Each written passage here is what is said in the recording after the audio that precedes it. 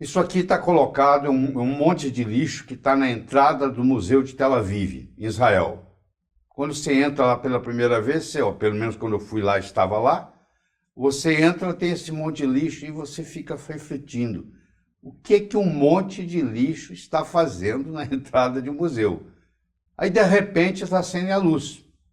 Aí você percebe que não é um monte de lixo, é uma obra de arte. Você pegar 5 médicos numa festa, num sábado à noite, sentado numa mesa, conversando sobre hormônio, eu vou ter 5 opiniões diferentes. Cada um acredita numa coisa, acredita noutra, acredita noutra, e virou uma torre de Babel. É igual esse monte de lixo aí. Tem a sua explicação direitinho, para quem entende profundamente da bioquímica, etc. Mas tem muita confusão no assunto. Cada médico tem a sua opinião, etc. e tal. Eu vou mostrar a base para você aqui, e você, a partir daí, você pode estudar sozinho, porque você vai ter a base para isso. Não existe ciência que seja imune à infecção da política e à corrupção do poder. A maioria dos trabalhos hoje são patrocinados pela indústria farmacêutica. Então tem um carimbo da indústria farmacêutica lá. O trabalho não chega a você limpinho, ele chega um pouco comprometido. Infelizmente, a ciência está comprometida com a política e com o poder e com a corrupção. Tá? Você há de convir que esse indivíduo aí, olhando nessa luneta, ele vai ver mais longe do que os outros, porque tem um instrumento que está ajudando a ampliar a visão. Quando você coloca um instrumento desse, você vai enxergar mais quem está ao seu redor. E eu gostaria de começar discutindo, então, o Galileu Galilei, que foi um dos caras que inventou do telescópio. Primeiras lunetas, o primeiro telescópio foi de Galileu Galilei. E na época do Galileu Galilei, o sistema que predominava no mundo era o sistema geocêntrico. Como vocês estão vendo lá, a Terra em azul, era o centro do sistema solar, e o solzinho amarelinho rodava em torno da Terra. E era óbvio, o pessoal olhava, via o Sol nascer de um lado e via o Sol morrer do outro, dava a impressão de que o Sol girava e que a Terra estava parada. Aí, o Galileu Galilei não foi o primeiro, mas foi o primeiro a verbalizar isso e disse, não é bem assim. O sistema não é geocêntrico, o sistema é heliocêntrico. Mas na Bíblia, no Josto 10, versículo 12 e 13, era assim, o Sol parou e a Lua não se moveu. Essa frase aí era a frase que o Vaticano seguia, que era que a Terra, o Sol parou. Quer dizer, é o Sol que se movimenta e não a Terra. Quando o Galileu Galilei veio e falou, não é bem assim. O sistema é heliocêntrico. O Sol está no centro. Aí eles alegaram que não, que ele estava indo contra a Bíblia, que dizia que o Sol parou. Se a Bíblia dizia que o Sol parou, é porque o Sol que se movimentava. Então, imediatamente, ele foi classificado como um blasfemador. Ele estava blasfemando. Imediatamente o Papa enviou um cardeal, para conversar com ele. E o cardeal chegou lá e disse, você está blasfemando, você está falando contra a Bíblia, todos nós sabemos que o Sol é que se movimenta. Ele falou, não é bem assim. Eu tenho aqui um telescópio, eu vim convidar o senhor para dar uma olhada, para o senhor ver. Eu vou lhe provar no minuto que o Sol é o centro do universo, o centro do sistema solar. Aí o cardeal falou assim, infelizmente eu não posso, eu não tenho autorização para olhar nesse seu telescópio. Ele falou, então como é que você pode me julgar? Se não tem autorização para olhar aqui, eu posso te provar. E essa briga continuou, terminou a história com o Galileu sendo condenado, e ele foi a primeira prisão domiciliar do mundo, não usava tornozeleira, mas ficou preso até morrer. Até morrer. Por causa disso, porque ele falou que o Sol era o centro do sistema solar. Inclusive, poucos anos atrás, o Vaticano pediu desculpa ao que fizeram com Galileu. Então está aqui, tá os dois sistemas aí, o sistema geocêntrico em cima, o sistema heliocêntrico embaixo. E é o que predomina, que no fundo é o que é verdadeiro, é o heliocêntrico. Mas esse trabalho não começou com ele. Ele começou com Nicolau Copérnico, depois veio Johannes Kepler, que era o melhor amigo de Galileu Galilei. Aliás, quando o Galileu Galilei recebeu o cardeal na sua casa, e esse cardeal não aceitou olhar no telescópio, ele escreveu uma carta, querido Johannes, veio aqui me visitar um cardeal enviado pelo Papa, E eu propus para ele que ele olhasse no telescópio, que eu ia explicar para ele que o Sol era o centro do sistema solar e não a Terra, e ele se recusou. O que você acha que nós devemos fazer, Johannes? Devemos rir ou devemos chorar? Eu pergunto para você, que essa medicina que existe hoje, o que você acha que nós devemos fazer? Devemos rir ou devemos chorar? Tá? Mas saiu o Galileu Galilei, que foi o terceiro na história ali, e finalmente verbalizou isso, teve coragem e pagou com a liberdade para o resto da vida. Ele teve prisão domiciliar até a morte. Então, quando você se propõe a entrar em campos novos, é perigoso, muito perigoso. Mas nós estamos aqui para isso, né? Estamos aqui para isso. Eu quero homenagear o Weston Price, que era um dentista, que se propôs a viajar pelo mundo, fazendo várias expedições e visitando povos isolados. E eu vou discutir ele em aulas futuras aqui, mas eu queria que você tivesse esse pensamento dele com você.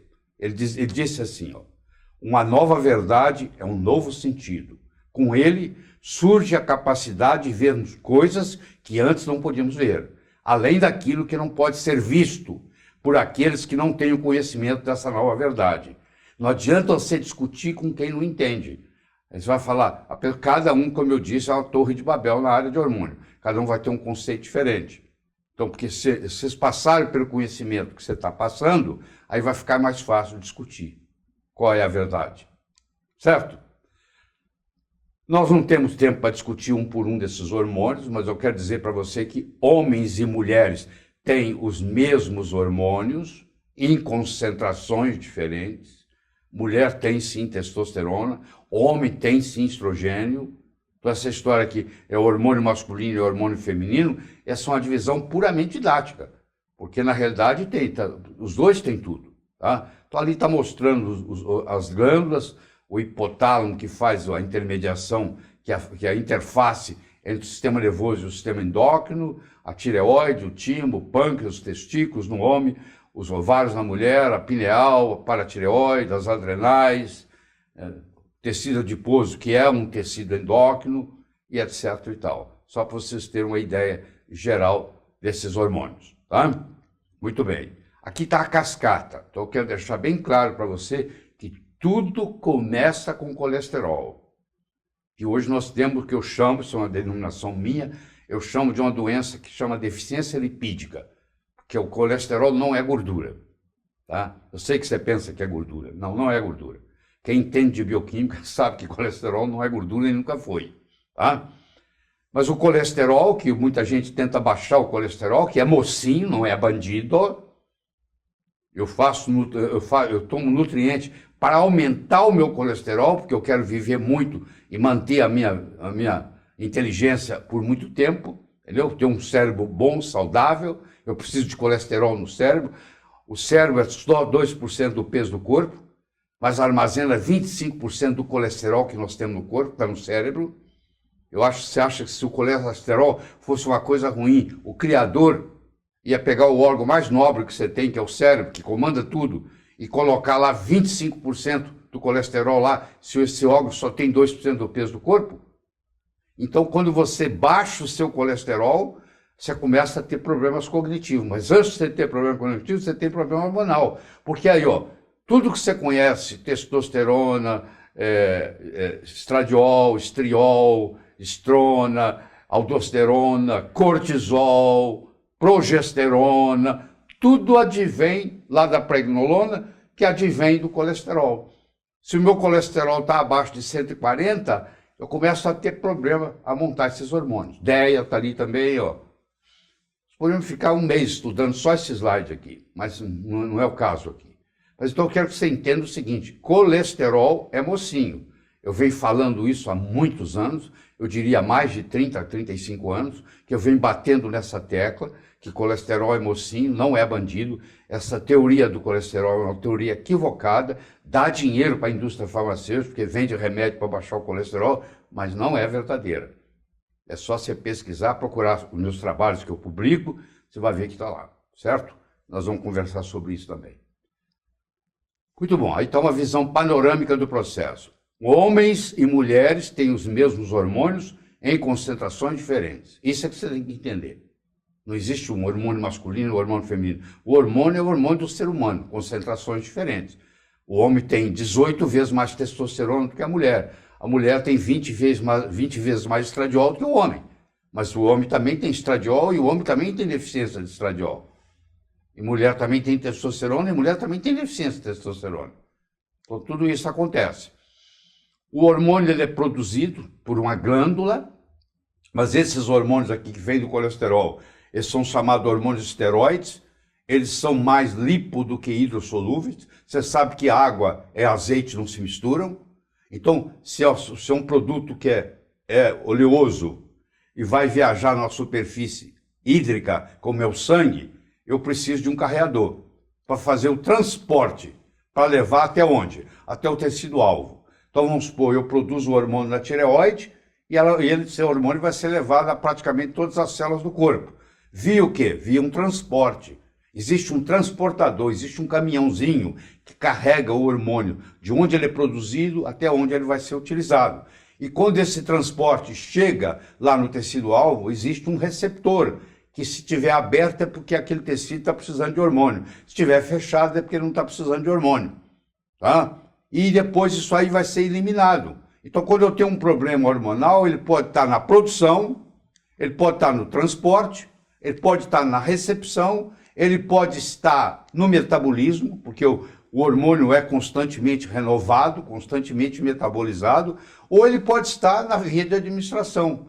Eu posso fazê-lo oralmente, eu posso fazer sublingual, eu posso fazer ele injetável, eu posso fazer ele transdérmico, eu posso fazer ele na forma de supositório, e tudo tem consequências diferentes. Tem hormônio, por exemplo, que não pode ser dado via oral, porque vai ser destruído no estômago. Ou ele vai ter a primeira passagem pelo fígado e vai virar outra coisa. E os caminhõezinhos que eu estou colocando aí em verde para você, tem 3 caminhões bons. Tem o SHBG, o CBG e o TBG. O SHBG carrega o estradiol e a testosterona no sangue. O CBG, Corticosteroid Binding Globulin, carrega o cortisol e a progesterona. E o Thyroid Binding Globulin carrega o T4 e o T3. Então, os hormônios são carreados por transportadores, que são os carreadores. E nós vamos dizer que, eu diria que é um caminhão, mas não é bem um caminhão, é um camburão, porque ele carrega, ao mesmo tempo ele prende o hormônio para ser liberado. Então, dificulta um pouco o processo. Esse slide é muito importante para você entender a dinâmica de tudo. Ou a pessoa tem problema na produção, ou ela tem um problema no transporte, ou ela tem um problema na recepção, ou ela tem um problema no metabolismo, ou ela tem a administração foi feita errada. Tinha que ser feito, por exemplo, transdérmico, foi feito oral, ou vice-versa. Então, isso aí resume os problemas hormonais. Esse slide aqui é muito importante, porque vocês estão vendo ali, o vermelho é o estrogênio, o azul é a progesterona. Vocês vão ver, vou mostrar aqui para você que entre os 35 e os 50 anos de idade, na mulher, o estrogênio cai 35% e a progesterona cai 75%. Isso aqui tudo é na mulher só o estudo. Aqui não tem, o homem não está envolvido nisso aí não. Isso é estudo em mulher. Então, vamos pegar o vermelho primeiro, que é o estrogênio. O estrogênio na mulher, entre os 35 e os 50 anos, ele cai 35%. Enquanto que a progesterona, que é o azul, entre 35 e 50 anos, ele cai 75%. Ou seja, com o passar dos anos, a mulher vai tendo uma predominância estrogênica. A relação estrogênio e progesterona vai aumentando. Isso tem uma série de consequências que não faz parte desse curso a gente discutir. Mas isso faz uma diferença enorme. Então, olha lá, agora lê lá em cima. A mulher, com o passar dos anos, perde mais do que 2 vezes progesterona do que estrogênio dos 35 aos 50 anos de idade. Para resolver o desequilíbrio hormonal feminino, você tem que reparar o trato gastrointestinal. Ah, interessante. Quer dizer que voltar lá no intestino? Se eu quero consertar um problema hormonal, eu tenho que consertar um problema intestinal. Eu já falei para você que a saúde começa e termina no intestino, a doença começa e termina no intestino, o equilíbrio hormonal começa e termina no intestino. Então, quando eu estou tratando o intestino, eu estou também equilibrando o hormônio. Às vezes, só de tratar o intestino, o desequilíbrio hormonal pode estar resolvido. É importante você entender essa interconexão. Tudo está conectado com tudo. Aqui é para mostrar para você que foi dado aqui, ó, estradiol, que é o azul. Foi dado estradiol oral, não deveria. E você vai ver bem embaixo no gráfico, o azul não subiu, olha lá. Ele ficou no mesmo nível. Enquanto que o vermelho subiu depois da administração. E o vermelho é estrona. Isso está mostrando que o estradiol foi dado pela boca. Quando chegou no fígado, esse estradiol de 1 miligrama, ele virou estrona, que é um hormônio indesejável. Ninguém quer estrona. Estrona é indesejável. Então, se eu dou, por exemplo, estrogênio oral, na realidade o que eu estou dando para o paciente é estrona, porque isso vai passar pelo fígado e vai virar estrona. Se eu dou estrogênio transdérmico, um PET ou um creme, ele vai chegar no sangue estrogênio. Então, a via de administração faz uma diferença tremenda. Aqui eu estou mostrando para o estrogênio, eu posso mostrar a mesma coisa para a progesterona. A mesma progesterona aqui, colocando um óvulo vaginal ou fazendo oral tem o mesmo problema. Ela passa pelo fígado e ela vira pregnanediol, que não é um princípio, que não é uma substância ativa hormonal, é um subproduto. Mas você vê aí, quando a aplicação é feita vaginal, você vê que o nível no sangue de progesterona está lá em cima. Quando é feita oral, não, o nível de progesterona não sobe nem um quinto do outro. Porque ao ser feito oral, passa pelo fígado e ela é metabolizada na primeira passagem. A mensagem que eu quero te passar aqui, que depende muito de como é feito. Você está dando oral ou você está dando via transdérmica, por exemplo. Então, os hormônios esteroides, de um modo geral, com algumas exceções, ele não deve ser feito oral. E isso faz toda a diferença. Então, o médico tem que entender que a via de administração é um fator importante no processo. Você tem, por exemplo, na farmácia da esquina, um produto de nome Trogestan, é o caso que ele foi usado aí. Ou ele foi feito oral ou foi feito vaginal. Porque ele vem na fórmula de ovo, também você pode usar ele oral, ou uma mulher pode usar ele vaginal. William Mayo, o próprio nome diz, ele ficou fundador da Mayo Clinic, que tem mais de 3.000 médicos hoje na Mayo Clinic, pra você ter uma ideia. É uma da maior clínica médica dos Estados Unidos, o maior hospital dos Estados Unidos hoje. É um conjunto de hospitais, em vários lugares diferentes, em Minneapolis, na Flórida, e etc. Olha o que esse cara dizia, olha a sabedoria dele. A finalidade da medicina é prevenir doenças, ou seja, uma medicina preventiva e prolongar a vida, não deixando o paciente morrer com a doença, recuperando ele para a saúde. Então, eu não estou aqui inventando isso. Isso está desde 1900, ele morreu em 1939, ele já falava isso, o cofundador da Mayo Clinic. E a outra coisa importante para a gente discutir também, além dos hormônios esteroides como um todo, é discutir a chamada integração metabólica, é o metabolismo, é integração e restauração metabólica. Então, nós vamos introduzir aqui para você um conceito de que o nosso genoma, que não mudou nos últimos 20 mil anos, nosso DNA não sofreu, o geneticista garante para nós que não há uma mudança mínima, quase insignificante, nos últimos 20 mil anos do nosso genoma, mas nós mudamos muito. A nossa alimentação mudou, o nosso estilo de vida mudou, o nosso meio ambiente mudou. E nós estamos com um genoma que foi feito para nossos ancestrais, no modo que eles comiam lá. Então, tá. E a outra coisa que eu quero enfatizar para você, que é muito difícil ensinar um elefante a dançar. Está ali um DG, aquilo ali que significa depois do genoma. Em 2003 foi publicado o genoma humano. Acreditava-se que os genes é que mandavam. Hoje nós sabemos que quem manda, quem expressa o gene, porque ele pode fazer ele ficar quieto ou fazer ele falar, se manifestar, chama expressão gênica. Eu expliquei para você já aqui o negócio da luz que apaga e a luz que acende. Então, nós temos dois tipos de médicos hoje no mercado. O médico, antes da AG, que é o antes do genoma, e o médico DG, que é o médico que está usando o conhecimento que foi publicado a partir de 2003. E os hormônios têm um papel muito grande nessa regulação epigenética.